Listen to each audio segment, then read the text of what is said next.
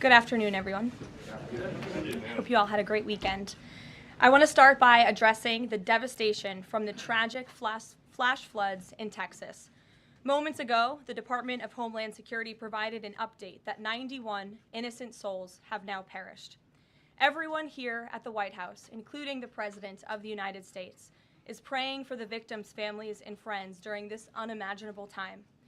President Trump swiftly signed a major disaster declaration for Kerr County, Texas, to ensure our heroic first responders have every resource they need in the relief and recovery efforts.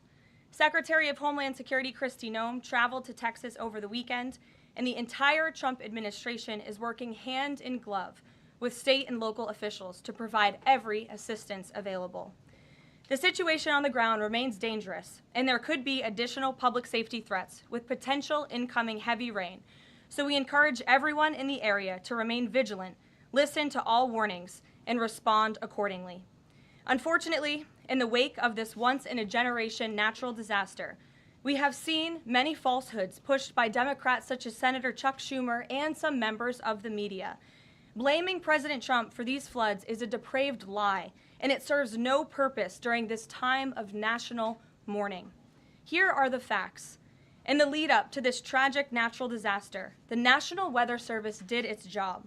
Despite unprecedented rainfall, the National Weather Service executed timely and precise forecasts and warnings.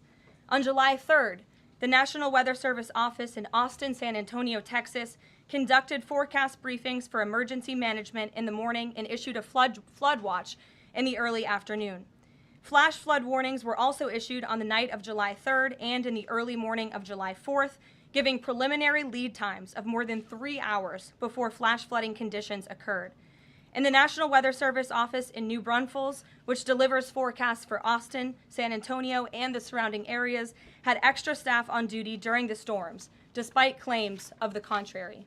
So to any person who has deliberately lied about these facts surrounding this catastrophic event, you should be deeply ashamed.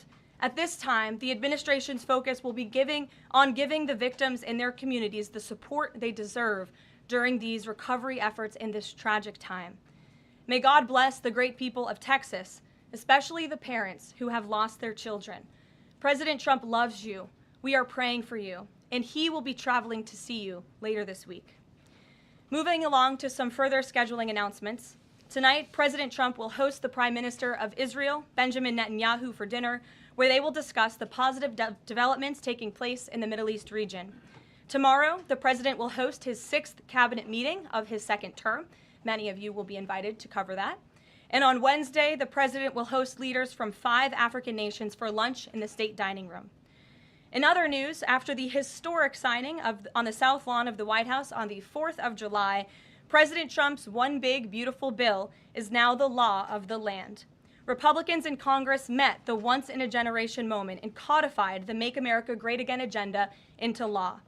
After this monumental achievement, no other president in modern history has worked harder and faster to fulfill their campaign promises than Donald Trump.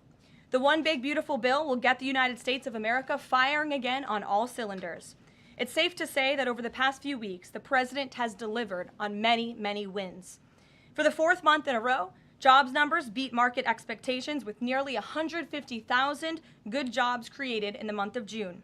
The American economy has now added nearly 700,000 jobs since January 2025, with American-born workers accounting for all job gains. President Trump drove illegal border crossings to another historic low in the month of June, and Border Patrol once again released 0 illegal aliens into our country. The Supreme Court stopped activist judges from imposing nationwide injunctions and cleared the way for President Trump to carry out his popular and common sense agenda.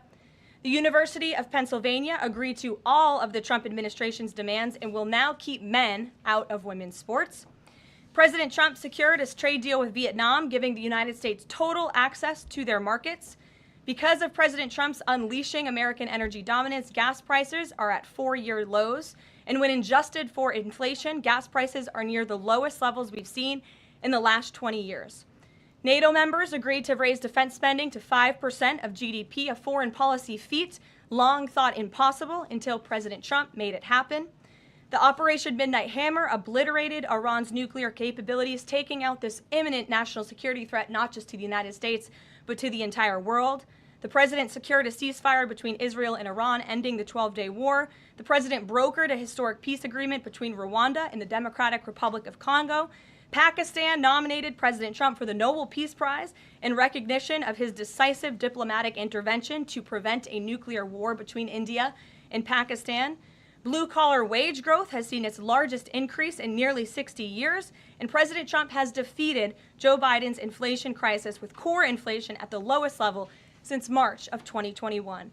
And just about all of that has happened in the last 3 weeks, and I know you all know it because you've been very busy here covering it along with us. So with that, I will take your questions today as we kick off another very busy week here at the White House. We'll lead with our new media seat, Brian Glenn, who is, of course, very present in this briefing room. He's put in a lot of hours covering this president, so we're glad you finally have a seat today. Brian, go ahead. It feels great to sit down. Thank you very much. You're welcome. I want to go back to the hurricane. You said that President Trump is scheduled to go to Texas later this week. Can you speculate on what day and what he has plans? Sure. The White House is currently arranging those travel plans. We hope that it will be later this week, likely on Friday, but of course we want to do it at the most appropriate time on the ground for state and local officials. We don't want to interrupt the recovery efforts, but we're planning tentatively for a Friday trip, and when that becomes final, we'll let all of you know, as we always do. And you gave a little bit of reaction earlier, but the National Weather Service, the union, actually publicly stated they had an adequate staff on hand to forecast and predict the storm. You shared your thoughts earlier on how the way the left has really weaponized this to blame the deaths in Texas on Trump. Want to comment on that again? Yeah, I just do think those comments are depraved and despicable, especially when so many Americans are mourning the loss of their children. The National Weather Service, as I said, did its job. Many experts, many meteorologists have said that. Many of you in the media, in all fairness, have said that as well. Unfortunately, not all. And many Democrat elected officials are trying to turn this into a political game, and it is not. This is a national tragedy, and the administration is treating it as such. We know the National Weather Service provided early and consistent warnings. They gave out timely flash flood alerts. There were record-breaking lead times in the lead up to this catastrophe. There is ongoing flood monitoring, and these offices were well staffed. In fact, one of the offices was actually overstaffed. They had more people than they need. So any claim to the contrary is completely false, and it's just sad that people are pushing these lies. Can I just get one more? Sure. Kind of a little bit of breaking news. The Department of Homeland Security is moving to end the TPS status on Honduran and Nicaraguan migrants. Yes. Any plans to adding additional countries that you could be targeting? Just a reaction. Sure. Well, I won't get ahead of the Department of Homeland Security on additional countries, but as you pointed out, they did end temporary protective status for Nicaraguans and Hondurans in this country because TPS, temporary protective status, is temporary by definition. It is not meant to be a permanent path to residency or citizenship here in the United States of America. It was originally granted to Nicaraguans following a natural disaster in 1999. That doesn't sound very temporary to me. And as well as Hondurans in 1999 after the impact of Hurricane Mitch in 1998. And so this administration is doing what it promised to do. And if individuals from these countries want to come here, they have a legal pathway to do it, but temporary protective status was never meant to be permanent. The previous administration abused this status and this parole program, essentially treating it as such, and we're not going to tolerate that any further. Thank you, Brian. Megan. Secretary Bessent said yesterday that countries will boomerang back to the April 2nd tariff level starting August 1st.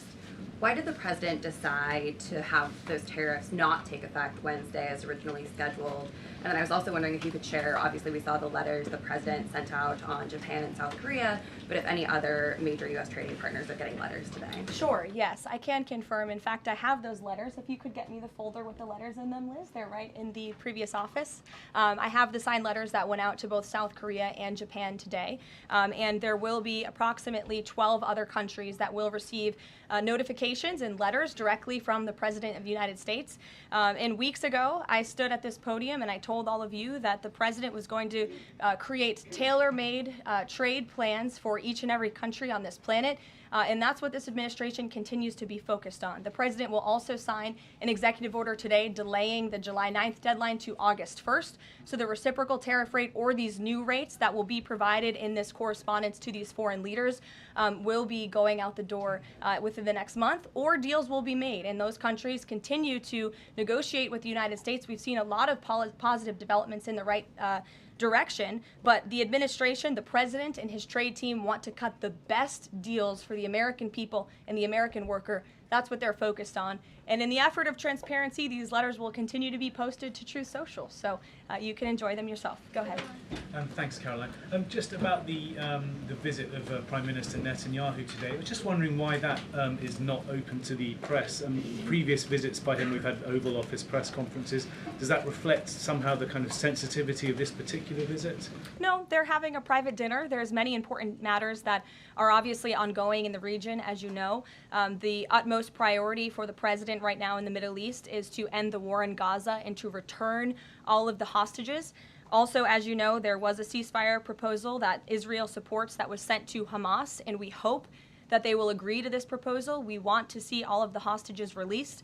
That's on the top of the president's mind, so that will be discussed, as well as the many other positive developments we've seen in the Middle East. I want to go back to the trade deals. As you see, we have these beautiful letters that the president has signed. This one is to the President of the Republic of Korea, original signature on that, and these will be mailed. And then here we also have another letter to the Prime Minister of Japan as well. Both countries will be receiving a 25% tariff rate effective on August 1st. Go ahead. Thank you so much. You said it, and the President said it many times, you want to see an end to the war in Gaza. Will he give guarantees during this 60-day period of ceasefire that actually the war will end? Because this is a sticking point with Prime Minister Netanyahu, and I'm wondering if they see eye to eye on this point. And how do you see the next day? What the next day in Gaza will look like? Look, right now the president is focused on today and to get the Hamas to agree to this ceasefire. I don't want to comment on the details of the arrangement out of respect for these negotiations, but an agreeable and appropriate ceasefire proposal has been sent to Hamas. And I can also tell you Special Envoy Witkoff intends to travel to Doha later this week, where he will continue to engage in these discussions. And the Qataris and the Egyptians have been incredibly helpful partners in mediating these negotiations and discussions to bring peace to this region and end this conflict once and for all. Kristen. Two questions. Thank you, Caroline. Sure. The first question is President Trump reconsidering his plan to phase out FEMA, given what officials have said is their critical role on the ground now in Texas? Look, the president wants to ensure American citizens always have what they need during times of need. Whether that assistance comes from states or the federal government, that's a policy discussion that will continue. And the president has always said he wants states to do as much as they can, if not more. And in the case of Texas, the state and local officials are doing a tremendous job. And I know the president, Secretary Noem, and the federal government are very proud to be working with them. And the president has promised to give Texas the assistance that they need during this tragic time. Just one follow-up on cuts overall. Over the weekend, President Trump said that Elon Musk was a train wreck. Are there, given this current viewpoint, are there concerns within the White House or from the president himself over the cuts that happened under Musk while he was advising DOJ, including the National Weather Service? I think I've already addressed that, Kristen, and what I can tell you is that these offices were fully staffed. The San Angelo office was fully staffed with 12 forecast meteorologists. There were no vacancies. The San Antonio office was operating with 11 forecasters. And as Brian said, the union themselves said that there was adequate staffing. So I think those words speak for themselves, and the numbers speak for themselves. This was a once-in-a-century flash flood, a tragic natural disaster, and the administration is doing all that we can on the ground to help these families during this time of need. Jeff. Thanks very much, Caroline. Just following up on Kristen's question, is it still the president's plan to phase FEMA out by the end of this year? I just answered Kristen's question for you. One more, hold on, one more. Sure, I'll give it to you. Go ahead. The follow-up on trade as well. 12 more letters coming, you said. Can you give us a sense of which countries those are? I'll let the president reveal those in very due time. Keep your eyes on Truth Social. Michael, in the back. Thank you, Caroline. An armed shooter today was shot in McAllen, Texas, after opening fire on Border Patrol agents.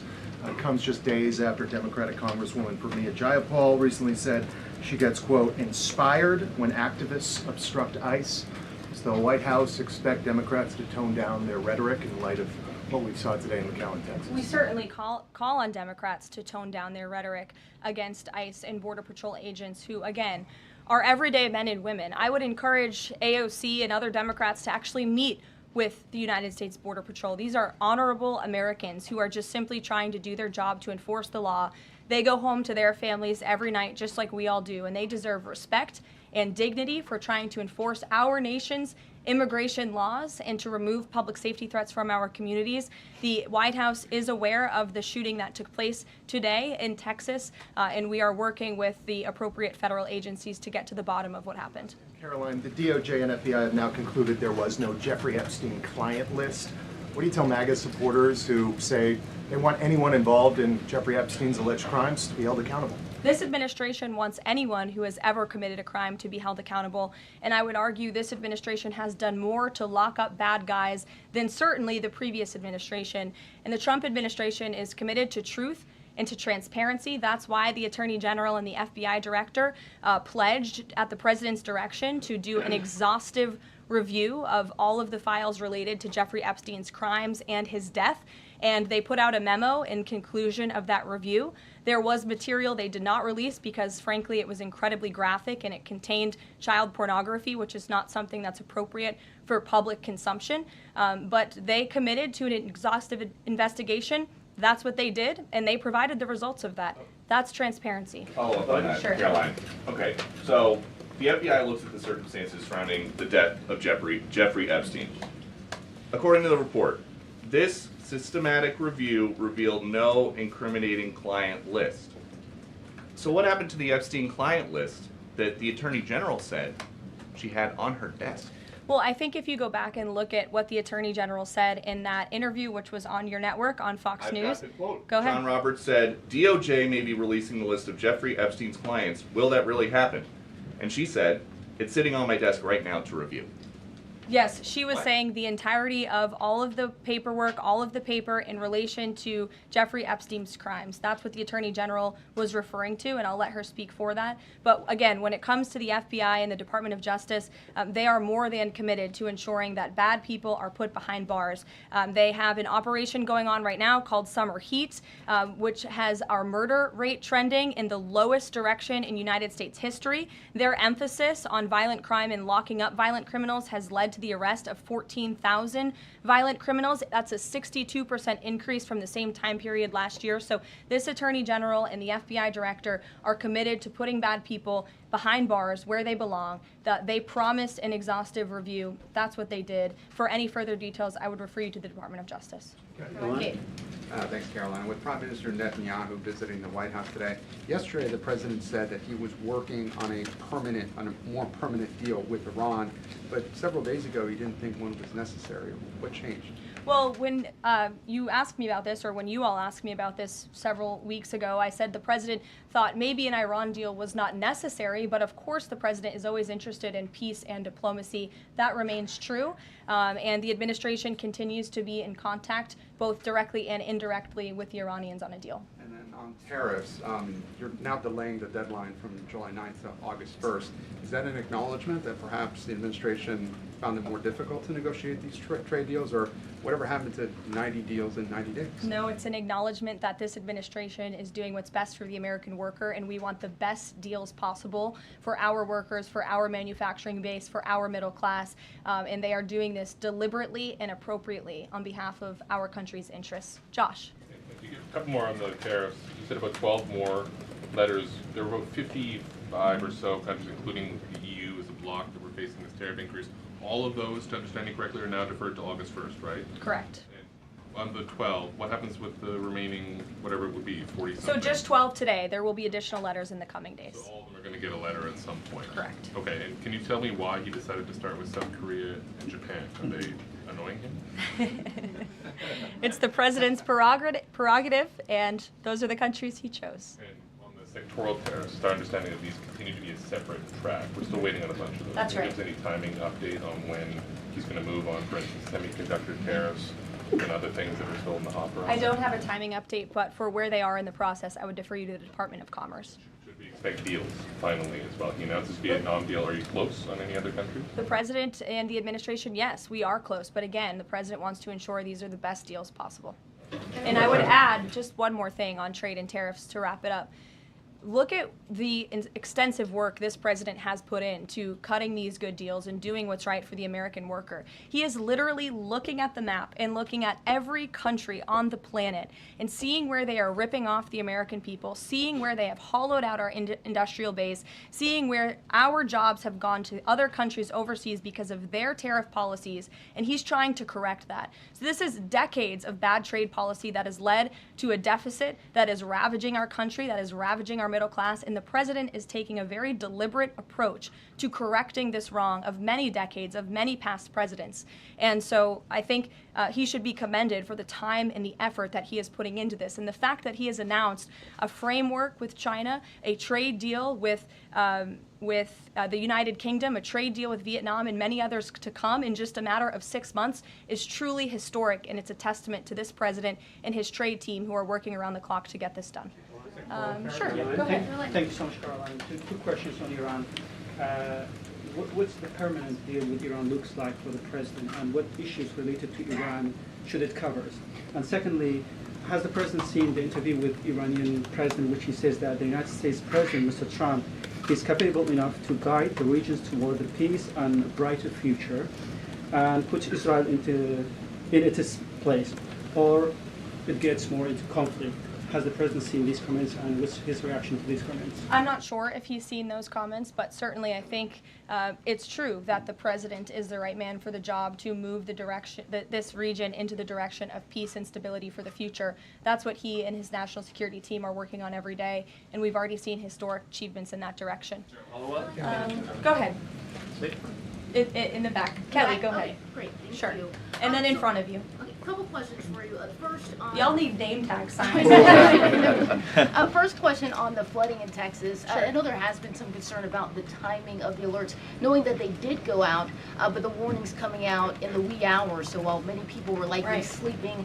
Can you share just details what you know about why those warnings were sent while people were likely sleeping, and then what the administration is doing to ensure that these alerts come out sooner?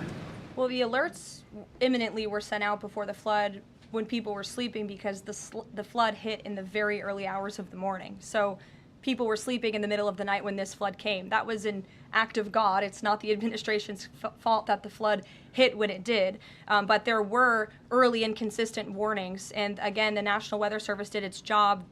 On July 2nd, there were initial notices of potential weather and flooding risks were issued. On July 3rd, escalating warnings throughout the day with a flood watch issued at 1:18 p.m. And then later at 6:10 p.m. on July 3rd, the Weather Prediction Center warned of excessive rainfall and a high likelihood of flash flooding. At 6:22 p.m. July 3rd, National Weather Center issued a hydraulic warning highlighting considerable flooding risks, including in Caryville County. And then there were the timely flash flood alerts at 11:41 p.m., 1:14 a.m., and then another flash flood emergency warning issued at 4:03 a.m. just before the flood hit. So those were all of the warnings that went out to the affected area and region. Go ahead. One question on education funding Go for ahead. states and local Appreciate it, districts. Caroline. Two questions for you related to the Prime Minister's visit today. Number one, there's a report circulating that the Gaza Humanitarian Foundation provided a proposal to the White House to build these so-called humanitarian transit areas inside and outside of Gaza. The GHF is insistent it has nothing to do with that proposal. Can you shed any light on whether the White House has received such a proposal, and if so, from whom? I'm unaware if a proposal from the Gaza Humanitarian Foundation was sent to the White House. I haven't seen it, but I can ask our National Security Council. And also a document circulating that the White House is prepared to lift the Foreign Terrorist Organization designation from HTS, the group of President al-Shara in Syria. Can you confirm that that's taking place? Again, I haven't heard that, or I'm not aware of that action taking place. As you know, we did lift particular sanctions on Syria, but we did leave them on for particular terrorist groups. If that has changed, we will, of course, let you know if there's a change in policy, but I'm unaware of one at this time. Sure, go ahead. Me? Hi, Caroline. Thank you. Ahead of And then you can go too, since you're so eager. ahead of the president's meeting with Prime Minister Netanyahu today, is there a scenario where Israel has made it clear that they will not bring an end to this war until Hamas is decimated?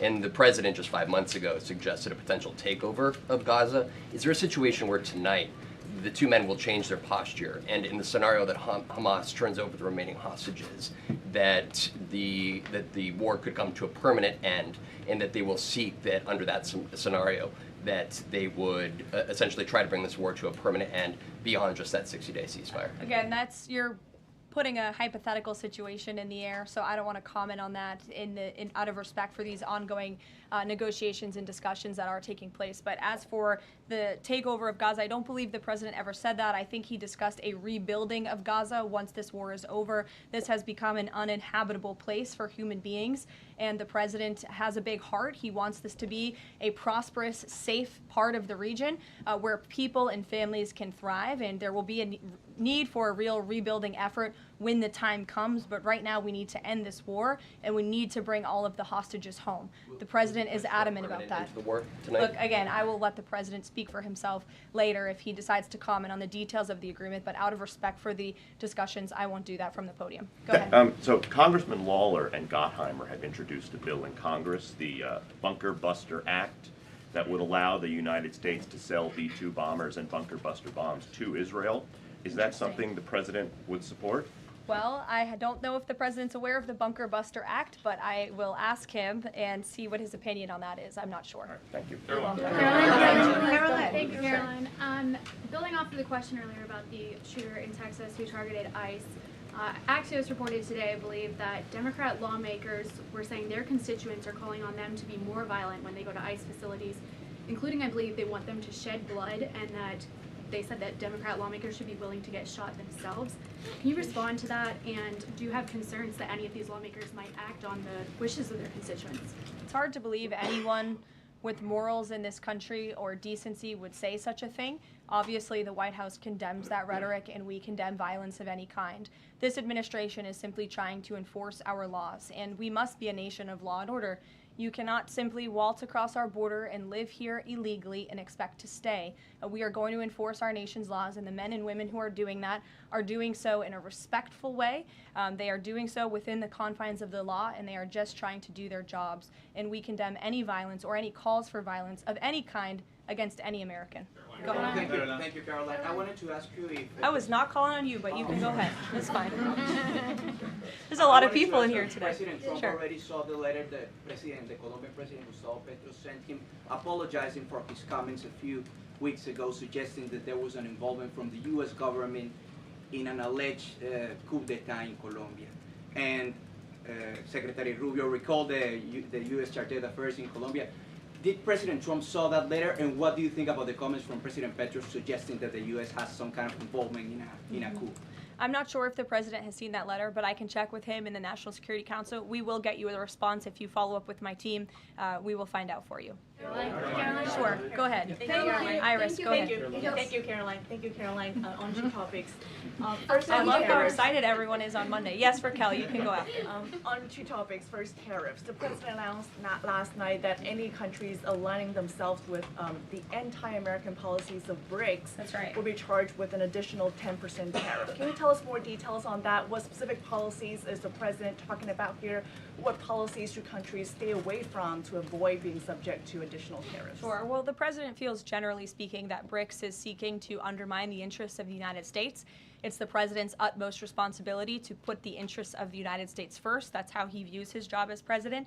So he's going to ensure that America is fairly treated on the world stage, and he'll take any action necessary to prevent countries from taking advantage of the United States and our people.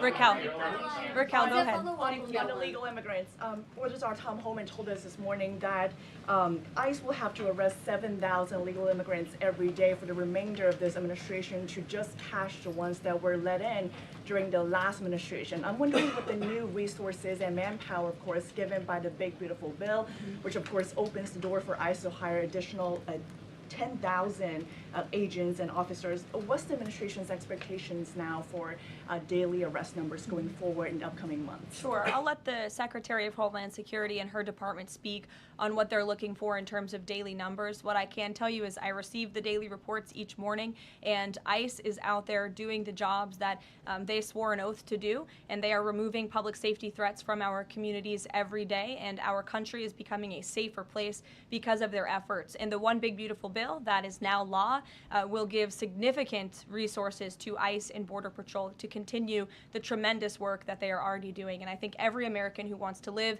in a safe neighborhood should be grateful for their efforts. Thank you, Karoline, so much. Raquel, and then I can go to Karoline, you. so much. And then you, Dr. Harper. Thank you, Karoline. It's a follow-up on the BRICS question. So does President Trump believe that the BRICS are getting stronger or trying to isolate the United States? And how close is he monitoring this summit that is taking place in Brazil right now? He's closely monitoring it, which is why he put out a statement himself. He does not perceive these countries as growing stronger. He just perceives them as trying to undermine the United States' interests, and that's not okay with him, no matter how strong or weak a country may be. Go ahead. Yes, go ahead. Yes. As promised, yes, go ahead. Thank you. Does Trump have a vision for post-war Gaza? You mentioned, he's talking about now the ceasefire, but does he support permanent or temporary Israeli presence in the Gaza Strip? Does he continue to see a continued role for the Gaza Humanitarian Foundation to continue to operate in the Gaza Strip? Well, as you know, because we've talked about it before, the president has directed aid to be moved into the region, and that has been taking place. You've actually seen people in the Gaza Strip yelling out, "Thank you, Trump," for the aid and for the meals that they have received, because the previous administration never did that for some reason. But this president, again, wants to see peace and stability in the region. So as I outlined previously, he views this part of the region as having a real chance at being peaceful and prosperous. But again, we need to end this war. We need to get all the hostages home, and Hamas needs to accept this proposal in order to do that. Dr. Harper, go ahead. I'm Dr. Anthony Harper with the Intermountain Christian News. Thank you for taking my questions. Given the nature of the Palestinian Authority, with their pay to slay, teaching Jew hatred to children, corrupt leaders, and no elections for 19 years, who does President Trump support to govern Area A and Area B to prevent Hamas from ruling? And what is President Trump's position on Israeli sovereignty? Sure. Well, the president believes Israel, of course, has a right to defend itself. As for the first part of your question, you're getting ahead, Dr. Harper. As I told you, the president wants Hamas to accept this proposal right now. He wants to see peace in this region, and he's committed to doing that. Sean. Hey, Caroline, can you just please walk us through the decision to halt the supply of weapons to Ukraine at a time when Russia is really hitting Ukrainian cities and civilians? Sure. Was that the president who decided that, or did the Pentagon do it without his approval? No, neither of those things are true. I'm happy to walk you through it. This was a standard review by the Pentagon of all weapons and all aid and all support that the United States is providing all countries and all regions around the world, not just Ukraine. When the Secretary of Defense took office, he directed the Pentagon to conduct this review to ensure that everything that's going out the door aligns with America's interests. So it's a pause to review to ensure that everything the Pentagon is pushing out there is in the best interest of our military and our men and women in uniform. Fran.